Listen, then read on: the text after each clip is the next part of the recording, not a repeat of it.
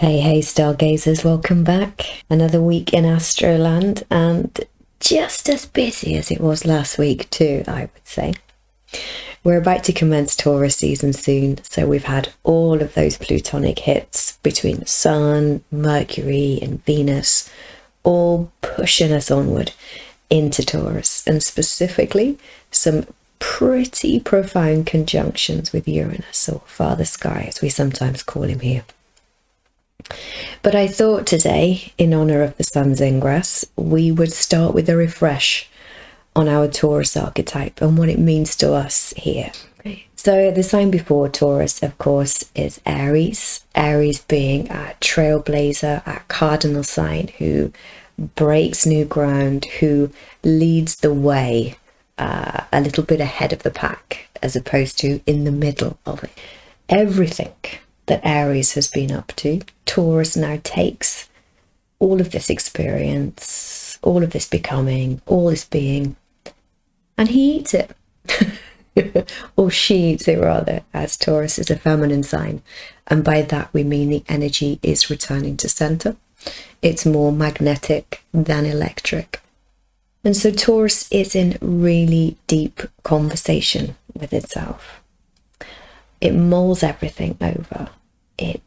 It needs that peace and tranquility. If you imagine that bull in the middle of the field, just doing its thing, thinking things over very steadily. And in fact, if you know a lot of Taurians or people with like heavy Taurian influence, they can quite often have this really steady gaze. My son's got it, and when he looks at me sometimes, I feel like he's just looking straight through me. He's like almost Sagittarian in a way. He's just got me summed up and sold. And I honestly sometimes wonder who needs to cultivate more patience for whom with me and this child of mine. It does make me laugh.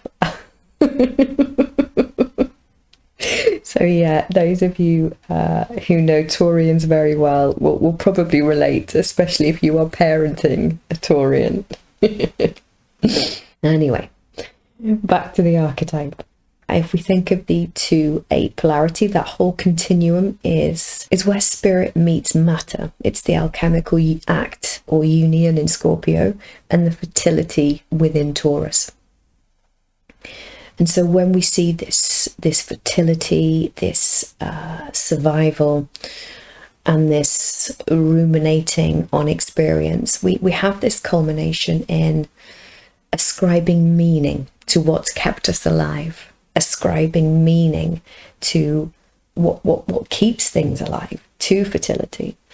And so when we look at the charts, when we're analysing on behalf of people and working with them, the sign we see on the second, the planetary ruler and the aspects, where you have Venus, where your Taurus house is, all in combination can correlate to your personal values and meanings, amongst other things. And so Taurus has this ability to demonstrate really great like self-reliance and self-sufficiency. However, Taurus can socially isolate itself and its awareness by rooting solely in self-preservation. It can really stifle its own growth and becoming.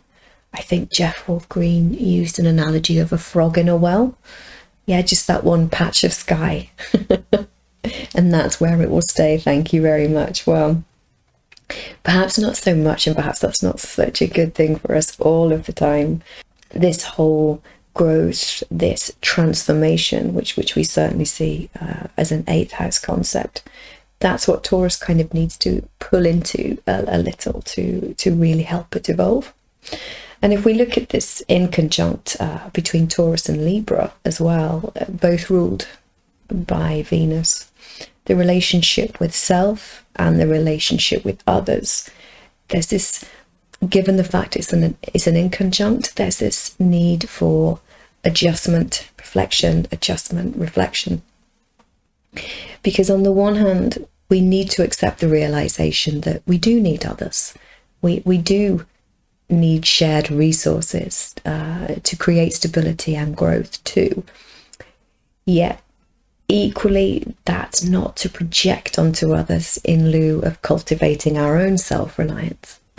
Taurus can sometimes co-opt the resources of others as a method of survival in this world. This is where perhaps we would see the more sort of selfish, vicarious and greedy aspects which can be shown, or representation of, a fear related to survival, of course.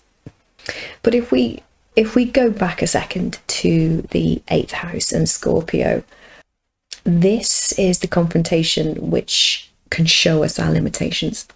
Our sexual dynamic, the 2nd house, will show us naturally what sort of sexual instincts and orientation we may have.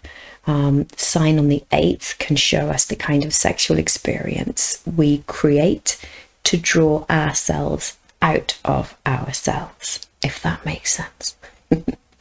So when we integrate the polarity of Scorpio, Taurus is able to transcend beyond their material limits and their self-isolation.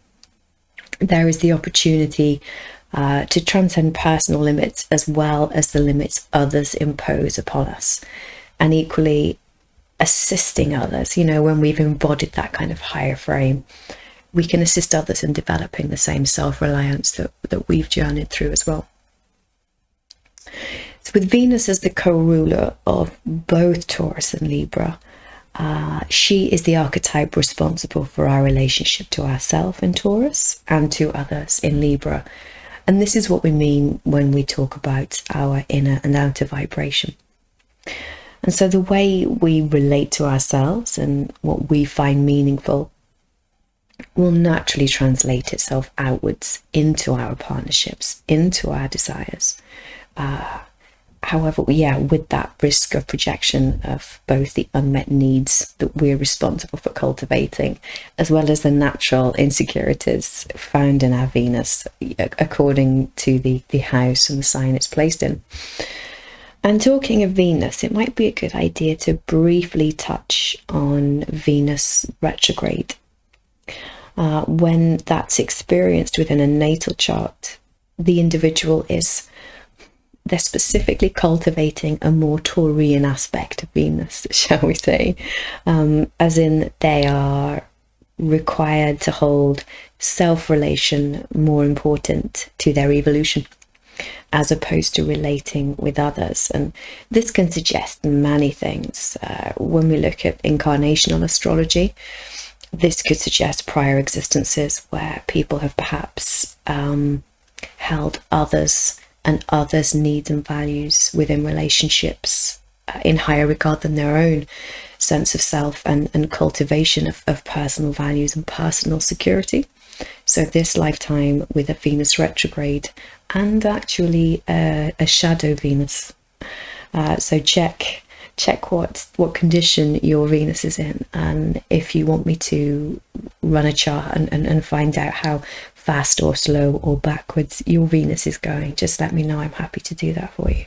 So all in all then, I think with our 2nd house, we can see some real reflection, taking stock.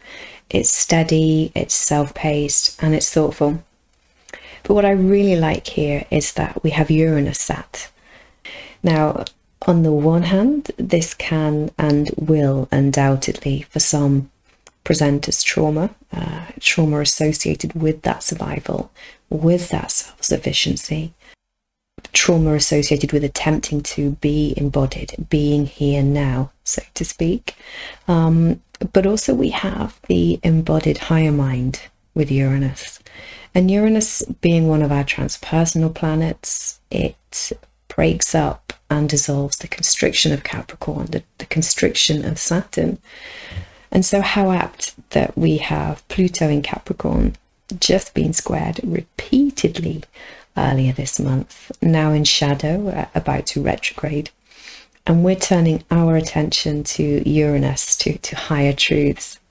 So if we're able to hook into this and hitch a ride, we will definitely find ourselves in a different space. And if we think about the fact that the North Node will swing this way next year, I think we're getting a little taster of what's going to come into play. So pay attention around you, what's happening in your life right now, and equally what's happening in the world. Look at all those farmers. Look at the farming disputes. Look at who's buying up all the land. Wonder why he's doing that, eh? Anyway, this whole scenario, this frequency had its opening act last week, didn't it? When, rather appropriately, Venus was the first to step forward into the light. So now between the 19th and the 20th, we see this continuation. The energy is all fixed, really. So both the Sun and Mercury come together and ingress through on the 19th. The two are rather united, and I know on the natal chart we can sometimes see Mercury as quite debilitated if it's conjunct the Sun. We'd say it's combust, which can see the Mercury function burnt out or unable to act as it wishes to, because it's just so blinded by the Sun. Unless it's retrograde, of course, and it's a slightly different matter. But this doesn't feel that way to me. Maybe because we're in Taurus, but I just see them as both taking a massive sigh of relief, you know? They worked their backsides off in Aries. Aries did not come to play this show. She meant business. And we saw so in the run-up to these conjunctions. And so the Sun and Mercury just taking a breath, just sliding into the garden of Taurus now, unnecessarily so. The only way we can really accept Uranus and the truths or the revelations it can bring is if we're calm, composed and embodied. Otherwise it will, for sure, just be traumatic, and we tune into the fearful element of our survival needs, fear and trauma around simply existing at times. And it's around this time as well, on the 20th, that we have our first quarter moon at 0 degrees Leo. And if we go back to how we've all of this energy in the fixed sign of Taurus, the lunar aspects in Leo, they both together lend us that determination, that laser sharp focus to persevere as fixed signs do. You know, the fixed signs get down, they get dirty, they get the work done. So really great that we've got this first quarter here. It's an outer aspect or phase of the moon, but creativity, the new, taking a chance, because every creation we want to bring into the world has a certain risk associated to it. So I think if we can utilize that first quarter to bring our creative self and our showy self, you know, our showmanship, the inner lion, bring it into the world, show them all what you're made of. The only thing with Leo, of course, is they can need quite a bit of reassurance. Am I doing this right? Am I good enough? Does this look okay? And they can be really quite put out if they don't get that. So there might be a bit of conflict. You may perhaps be a bit scared, a bit intimidated, but it's going to have to be a feel the fear and do it anyway. And if anything, pull on that Taurian sun. Give yourself the reassurance that you need. Cultivate that perseverance, that stamina, that resilience. So a great first quarter here, I think, this will. And so as we come on to some of our aspects later on in the week, I just want you to keep that lunar phase in mind, with Leo being all about the heart-centered, power, creation, fixed sign. And the first quarter being very much associated with our outer world, what we see in our outer world. Do we like it? Do we want to change it? What do we want? And so honestly, my goodness, normally I kind of, when I put posts up like on Instagram, on Facebook or wherever, I tend to look at some of the individual aspects and write up about them. But for this week, I think I've got like 5 images all wrapped up in one post. Because there is just so much going on for us at the moment. Between the 23rd and the 24th, we see the skies, just telling us so much and giving us so much that it will feel intense for sure, but a different kind of intense to those Pluto squares, I think.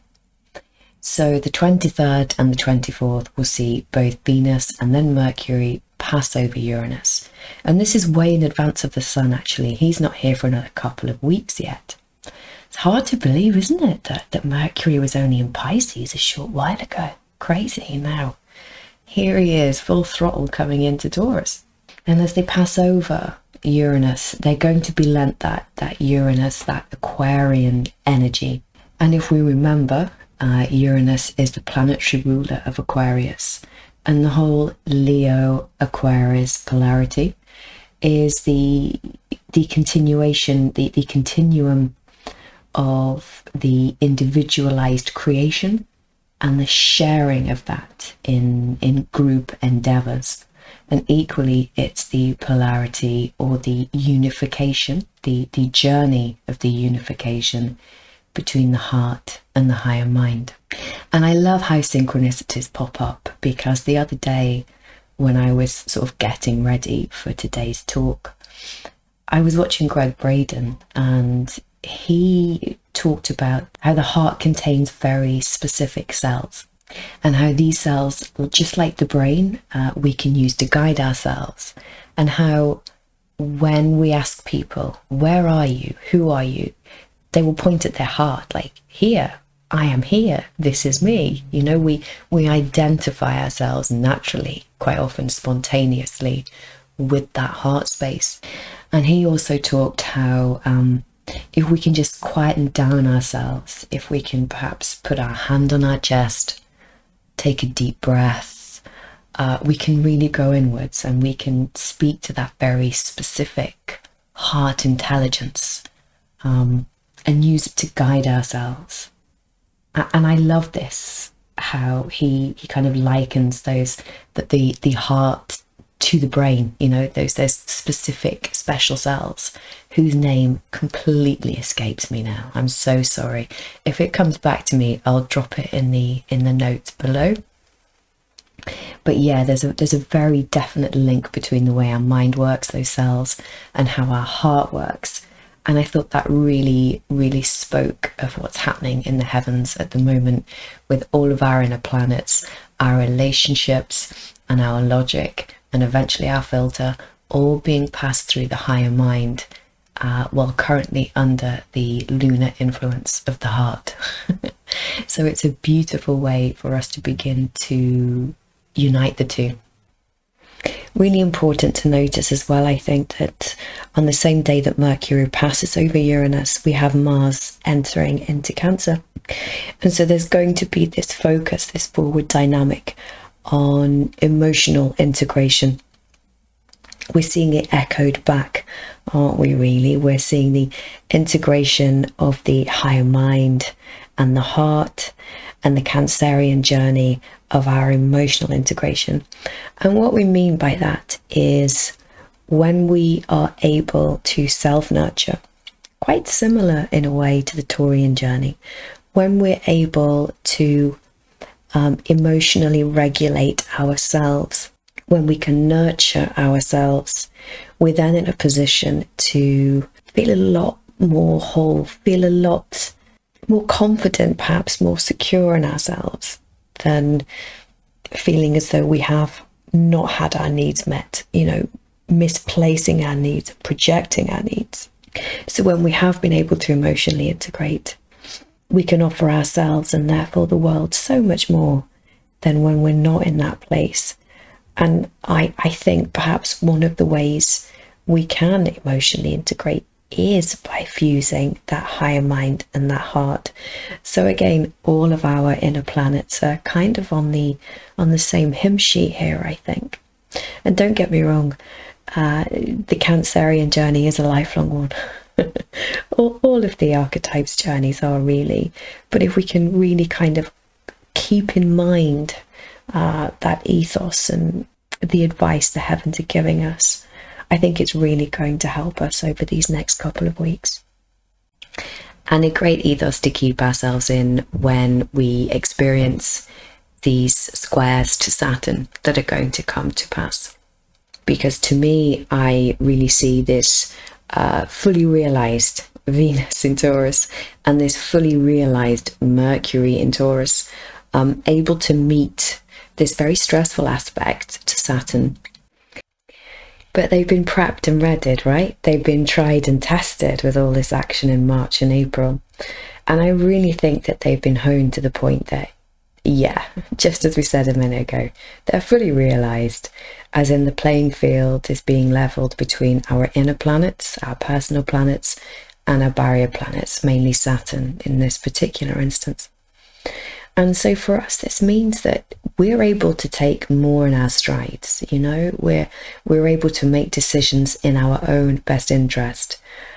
We don't have to be martyrs, we don't have to lay down, and we don't have to keel over.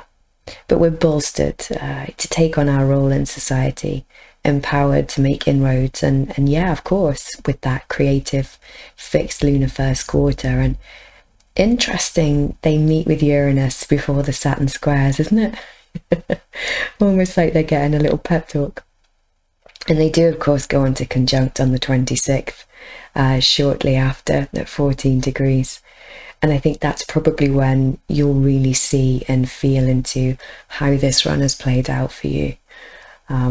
Start to integrate everything that's been going on these past few weeks. The big highlight for integration and reflection, of course, is going to be next week and shortly after, when we have our full moon in Scorpio and we have Pluto begin the retrograde cycle. But also check and see which houses in your chart are making aspect here.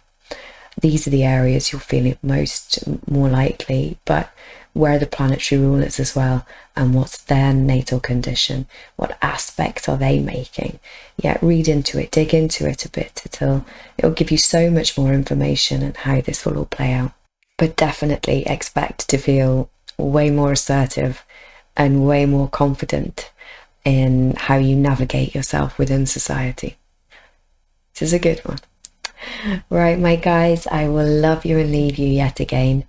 There may or may not be a video next week with our full moon in Scorpio and Pluto retrograde. I might well be taking time out to recharge my batteries, but I will certainly be around the week after. I am, of course, available for readings. If you'd like to book one, you can head on over to the website. You can check for more regular posts on Instagram. And in the near future, I am hoping to be talking with the delightful and delectable Beck Jones of Illuminate Astrology, a gorgeous Hellenistic astrologer who really knows her shit. And every time I'm in touch with her, I think I learn something new and how she does things. So it'd be really good to bring her on for a chat, I think. Other people's astrology fascinates me, especially when it's completely different to the astrology I use. So yeah, it'd be really good to have a chat with her. I'll leave her details below. You can find her on Instagram, and I think you can probably book a reading with her as well if you'd like to. So on that note, guys, have a beautiful day. Stay blessed. Remember the self-care. Remember how very loved you are and how appreciative this world is that you're in it. Take care, and I'll speak with you soon.